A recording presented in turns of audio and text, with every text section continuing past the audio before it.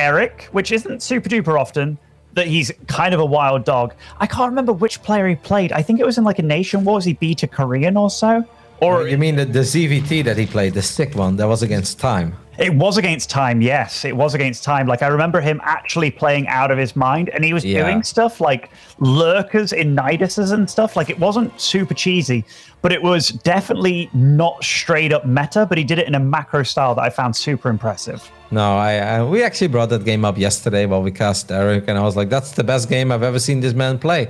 Anyways, they want some introductions, guys. On the top right side of Everdream, we're looking at the main base of the Brazilian Zerg player. It's not Vamos. Damn it, I know the cheer, but I can't say it right now. Anyway, it's Erik. And playing in the bottom left-hand side as our blue Zerg, it is JimRising. We can say Vamos for Jim, that's for sure. Oh, look at that. It's a monkey in a marine suit. It's kind of cool. Maybe and it's GM. Yeah. I think that Jim often describes himself as a bit of a baboon with crazy tactics. And he is, but we already went over that yesterday a bit as well, where, yeah, he likes to be aggressive. Yes, he all-ins a lot, but he's also a very fast player. And I gotta say, he's been going into the late game a little more often over the last year that I've seen him play, and especially on his stream. I think he's been playing a lot of macro-oriented games. So we'll see. But obviously, ZVZ, Everdream, short map, it is so important to keep a close eye on what's happening. And it's also been the matchup of upsets so far in this tournament. After 2 days of DreamHack Summers, if you ask me what matchup had the most surprising results, it's ZVZ for sure. Sort of beat Laser 2-0. Stefano beat Lambo 2-0. I would have never predicted those things. Me neither, Kev. Me neither. I mean, we looked at those matches before going live, and it was like, oh, you know, who do you think is going to win? It's like, oh, yeah, it's definitely going to be a Laser against Sort of, right? And it's like, hell no, Sort of came and brought it. And I mean, Lambo, he's a guy that has pushed Serral to the edge quite a few times, you know, and is one of the top Zergs in Europe. And Stefano comes along in his worst matchup for 10 years and beats him. It's quite the day, quite the day. Yep, it's been fun. Obviously, guys, the DreamHack Summers is going to continue, or at least the DreamHack Masters Summer action here. Tomorrow there'll be StarCraft. The day after there will be StarCraft. There is so much StarCraft heading your way. It's going to be a lot of fun. It's a great time to be a StarCraft fan. You'll be entertained every single day. Can't wait to see how the massive round robin plays out in Europe. You know, right now the groups, you can be like, it doesn't mean that much. You know, it's one match, two match. But at play day 3, 4, 5, it really becomes super interesting. And there is a lot of time for theory crafting. Who's going to make it? Who needs to do what to advance to the next round, right? I think it's going to be super fun. Kevin, I'm looking at this gas count from JimRising, and it's over 200. He has no lair on the way, no speedling upgrade on the way either. Okay, he is going for the Roach Warren and the Evo Chamber at the front, along with the lair, but this all feels super duper late, no? Well, getting that much gas? Might be gearing up for something cheeky on tier 2. Erik is making quite a few Zerglings. I don't know. Jim has his own way of doing things. This Zergling does not get into the main base. Erik is firing up a lot of links, by the way. He's got that Baning Nest as well on the front. This is a good scout for JimRising, who sees a couple of links hatch in a game where normally, if Jim is playing a 2-base style, you won't see those Zerglings hatch. So I'm actually surprised that Jim is not respecting this more than he is. There's no blue overlords in the middle of the map, though, so he hasn't necessarily seen them come his way, which is very unusual to me. Because normally you want all your overlords on the path, right? Like the most direct path between you and your opponent. He could be in a bit of trouble here, as that one queen doesn't have enough energy to transfuse. This is not a wall-off with that second Evo Chamber. He's going to try to wall-off behind it. It's still not a wall. Now it is a wall, but there is so much surface area on that Evo. The roaches need to start showing up, as a couple of links are going to actually morph into Banelings. Erik, this is not an all-out all-in, as he actually has a lot of units or a lot of drones in the way on his side of the map. But man, those Banes are going to complete. Oh no, they are going to complete, and that is a juicy mineral line with a lot of drones. 9 drones falling. Like, this shouldn't have dealt any damage, but like Jim he saw that way too late. And now he goes for a Nidus Worm after receiving so much damage. I mean, I think the Nidus Worm's a decent call after taking that much, but man, that definitely shouldn't have happened for JimRising. Yeah, I had the feeling that's why he was maybe banking up some extra gas as well. Now you do have these roaches out, but Erik is obviously producing his roaches already. Runs into the main base, does not see the Nida, so that's the only saving grace of JimRising. Well, one Ling is still actually running around. The thing is, when you see all these roaches, Erik will only do one thing, and it's like, well, let's make roaches. Obviously, when I say that, he builds 2 drones. Erik, don't build any drones. You need just units. As long as you just pump out units, you're going to be fine. Does he see the Nidus? Hell, he's not sending roaches to deal with it. Now he does, but that's a little bit late, Ben.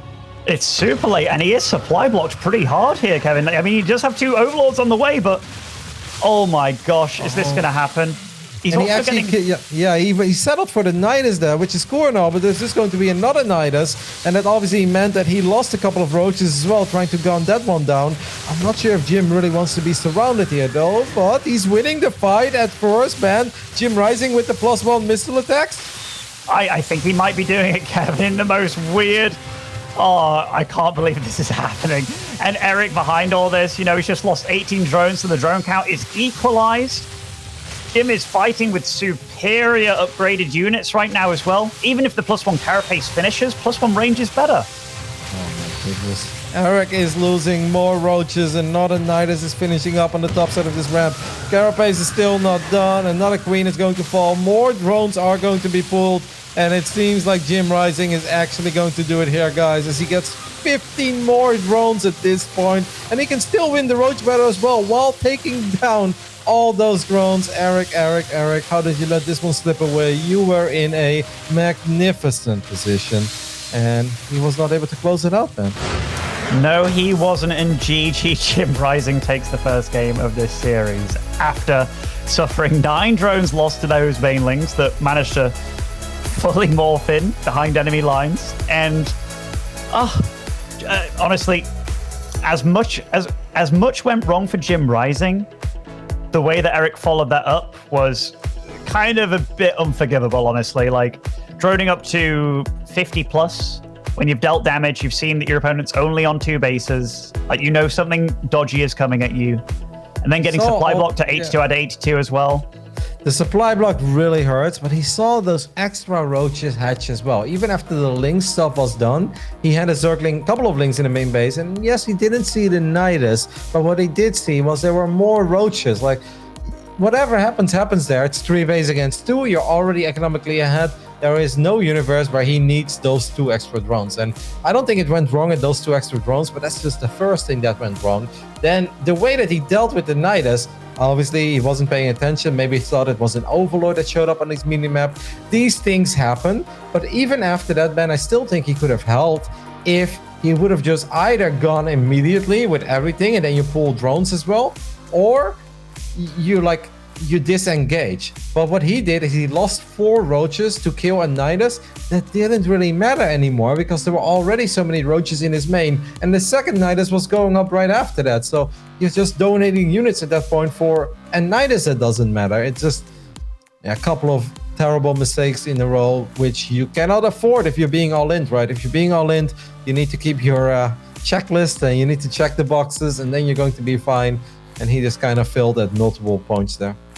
Yeah, definitely sad because he did kind of the hard part of the game, I suppose. Yeah. All he needed to do was kind of carry it on. And yeah, there's definitely a few things that I was watching and I'm like, hey, Jim, why don't you have any overlords down the middle part of the map? Like, you don't know that this is coming kind of thing. Like, even though he kind of got the scout off with the slow Lings, like he saw Zerglings popping.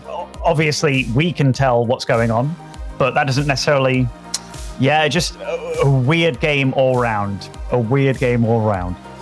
Well, the pressure is on for Erik now because he is down 0-1 with his tournament life on the line. He has to win the next 2 games in a row against JimRising. It's still ZVZ. It's still a crazy matchup. And Jim is also somebody, yes, he can be aggressive. Yes, he can be all-in-y, but he's also pretty good in those super greedy ways of getting into a macro game where you will probably make 2 Zerglings and then drop a Spire and nothing but drones. And if you don't punish that in time or you don't realize what's happening, you're going to have a tough time, man. Because if you give Jim a bunch of Miras, he is excellent with those units. He can get a lot of good stuff done. So if I was Erik, I'd be feeling the pressure right now. I'd kind of be shaking in my boots, man. Literally. I'd been shaking out of my chair. Certainly, Kev, certainly. Spawning in the top right-hand side as our red Zerg, it is Erik.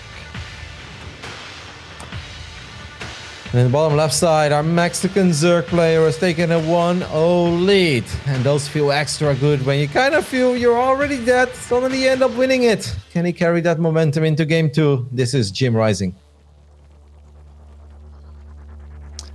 I thought it might have been something from the first game there, but Erik goes for the extractor trick as opposed to just doing the normal build. And I think it was proven quite a while ago that the extractor trick doesn't give you as much gold or as much minerals, at least. So I'm always confused when players try and do that kind of stuff.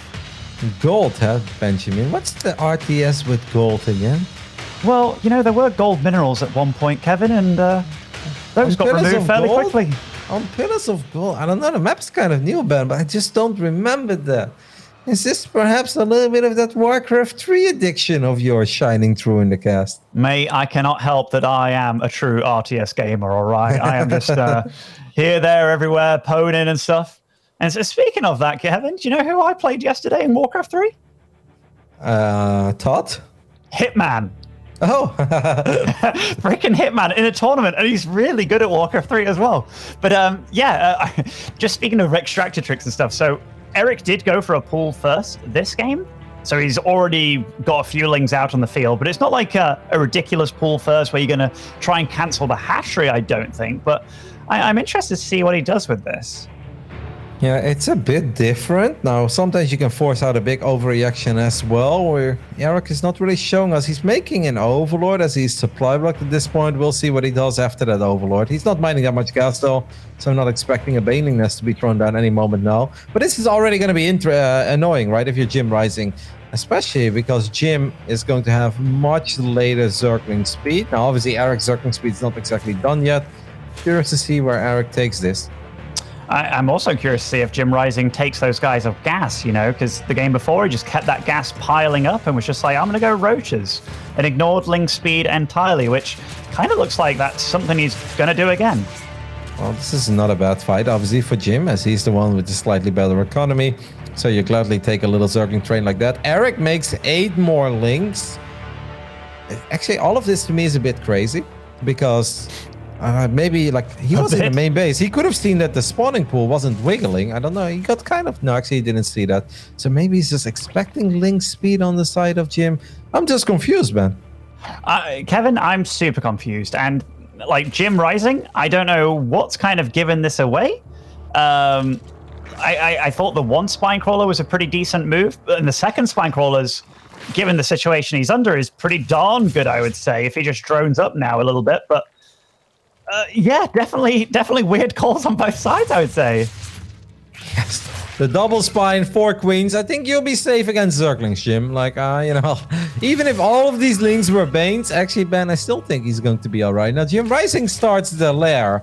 Now, you know, obviously we're having a good time here. We're having a bit of a giggle at the weird stuff that we're watching. But this is not good for Erik at all, man. Like, he made all these Lings. He's been outmined for the majority of this game. He's going to be behind intact. Jim is going to have a much quicker lair. Like, could be Roach. I actually think this could be a fake, and he could very well go quick Mudas, and that wouldn't be a bad call at all. Because Erik is still on 2 hatcheries too. Yeah, I'm with you, Kevin. Like, he could do a lot here. He could fake him out quite hard. One advantage that Erik does have is that he has map presence and map control, so he can take a third now if he does so please. But he's actually opting for quite a few gases himself. Okay, he was getting range, then he was getting carapace, and now he's going for the third. Yeah, this is very indecisive play. Like, I think Erik's kind of maybe confused himself a little bit with his opponent's response to him. Yeah. I think he's flustered. I think he's feeling the pressure. I would love to see a Spire out of Jim. I think this is a perfect moment to go Spire. He already took the Extractors. There you go. Spire gets slapped down immediately.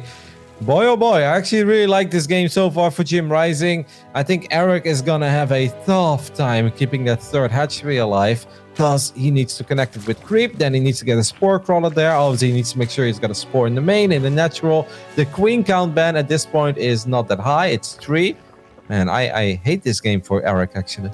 And what's the idea behind getting Carapace? Maybe he wants to make a Ling Ravager attack so the Lings can survive. roaches with +1 missile attacks. It's just odd though, right? Like, I feel that in almost every regard, if your goal is to go roaches or at least, you know, ranged units, and roaches don't stop there, it goes on to ravagers and lurkers. It's nearly always a I think it's upgrade not, to get. But I don't think his power is in the roaches. I think his power is in the zerglings. That's why he's getting carapace. Okay. Yeah, it's just a stylistic thing. A couple of the European zergs like it as well. When they go for roachling attacks, they prefer carapace over range. Yeah, this is definitely getting a bit gnarly, and when you see that your opponent still doesn't have, like, that Roach Warren wasn't wiggling, right? Like, I don't know if you noticed it or not, but sees that Roaches aren't on the go and upgrades aren't on the go on these Evo chambers either. And 10 mutas coming out with +1 weapons as well. This is going to be scary. Oh, I like... Okay, so the Spire's going up on the left side of the natural, which hasn't been scouted yet either. Nope, and the Overseer got picked off by the Queens. Now, Erik did put it together as he's building 3 spores immediately, realizing that the units of Jim that were moving out simply weren't that many. But even a single spore against 10 mutas is going to have a tough time. If JimRising can hit that spore crawler before it's done, look at slow zerglings are running to the other side of the map. He shouldn't go for those roaches there. He should go for the spore crawler. JimRising gets the Queen. That's all he's going to get, but Erik is in all sorts of trouble, man. These roaches are sitting ducks over here. They won't do much. A single spore, okay, maybe protects a couple of drones, but there will always be a weakness in your defense. That Queen is really important. Alive for now, but I feel that if Jim really wants it, another Queen pops at a really unfortunate moment. Jim, kill those Queens as he finally gets that one as well. Couple of Overlords, man. Erik is in so much trouble. He is counterattacking, though. On the other side of the map, maybe he can get something good done. I mean, the counterattack was good. Like, what are those Lynx going to do on his side of the map? So getting the hatchery kill is actually a pretty big deal at slowing down Jim, but Jim is very, very much in control of this game, trying to muster a fleet, and he's actually going for his own Spire here to counter the mutas of Jim. I don't think that's the call at all, but... It's ambitious. He's going to be down an upgrade, and above all, I mean, he does have 1500 gas, right? Yeah, no, maybe it's the only play that he can really make. It's just weird, but maybe this is the only play that he can really make. If Erik can stay on 3 bases, then there is potential that he can actually make a ridiculous amount of mutas at once, but this is not one of these scenarios where one Zerg has like 7 mutas and then you're going to overtake him. No, this is JimRising, okay? The man loves mutas as much as I love Phoenix. He is not going to stop. And Erik's got all the gas in the world, which is really cool. He does not have all the minerals in the world. And last time I checked, man, you need minerals too to make mutas. Oh, you certainly do. And yeah, this is just a really, really rough spot. Like, if they could do a trade somehow and swap like their minerals and gas to one another, maybe to be in a better spot here. But right now, Jim, that muta count is just growing. He's at 21 mutas right now with 3 more on the way. Like, this flock is just... It's getting out of control at this point. Yep. He can actually just start shooting at that hatchery, in my opinion, as JimRising is going to try to secure his own 3rd. Now, maybe that leaves his natural a little wide open. Okay, this can get ugly. But there are Zerglings at home. Mutas is still going to town at other stuff on the other side of the map. JimRising, yes, he's losing drones, but he's also going to kill a lot of drones right now as he dove on a spore crawler. The 13 mutas of Erik needs to be here, right now.